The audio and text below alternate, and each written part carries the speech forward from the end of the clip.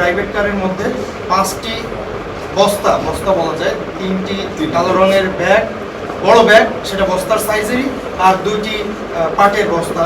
তো এই 5টি বস্তার মধ্যে 102 কেজি গাঁজা, বড় অ্যামাউন্ট, এটা 102 কেজি গাঁজা। এত পরিমাণ গাঁজা আসলে সাধারণত পাওয়া যায় না। 102 কেজি গাঁজা প্রায়